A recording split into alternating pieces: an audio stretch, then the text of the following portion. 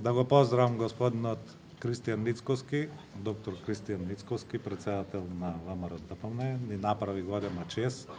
денес да дојде тука во Стопанската комора. Иначе нормално е при нивниот избор ние да одиме да честитаме тамо, али голем дел од раководството на ВМРО поминаа низ структурите на Стопанската комора на Македонија, така да се осеќаме дека можеме тоа да го изведеме и на ваков начин.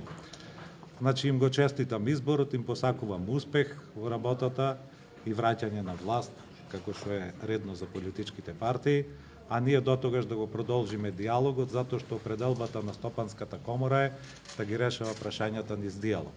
Оно што денеска кратко и јасно го имавме, тоа е размена на мислења за актуелните состојби. Се договоривме две работи, тоа е дека ќе ја продолжиме комуникација во наредниот период, дека ќе идаме редовни консултации, дека нашите предлози што одат до владата ќе ги испраќаме и до ВМРО, да бидат во тек и да даваат свое мислење. Нивните исто предлози кои што ќе одат ќе доаѓаат во Стопанската комора,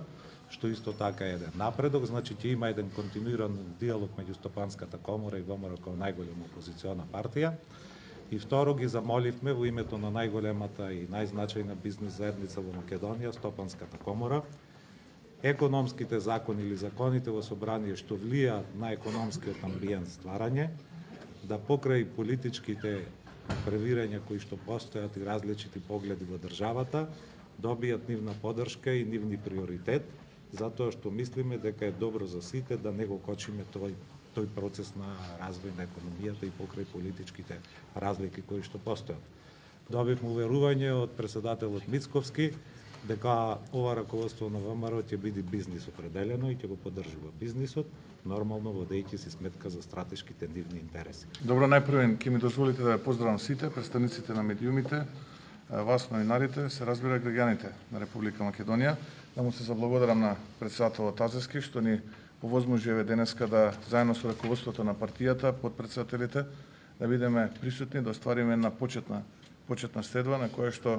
имавме генерално општа дискусија, ги презентиравме нашите заложби како ново раководство на ВМРО ДПМН, нашите планови во иднина како ќе делуваме од аспект на економијата и економските политики кои што нашата партија планира да ги презентира пред македонската јавност. Секако финалната верзија на тие политики ќе биде донесена во соработка и заедно со она што се вели барање од страна на бизнис заедницата. Потребна ни е навигација да добиеме од нив, какви се нивните потреби. Основата на секој политичар, без разлика дали е во опозиција или е владеачка партија, да биде сервис и да може да биде на располагање на бизнис заедницата, бидејќи тоа се луѓето кои што креираат додадена вредност, кои што креираат работни места, кои што се значајни за функционирање успешно на една држава и раст на бруто домашниот производ и секако се многу значајни за подобрување на квалитетот на живот на нашите сограѓани. Затоа за нас како ВМРО ДПМН и како политичари е многу значајно да добиваме правилна навигација, какви се нивните потреби, а наша задача понатаму ќе биде сето тоа да го моделираме и да најдеме соодветни решенија, а понатаму кога ќе формираме следната македонска влада и тоа да го примениме на дело. Затоа што празно слово на хартија не значи ништо, нити за нас како политичари, нити пак за бизнис заедницата.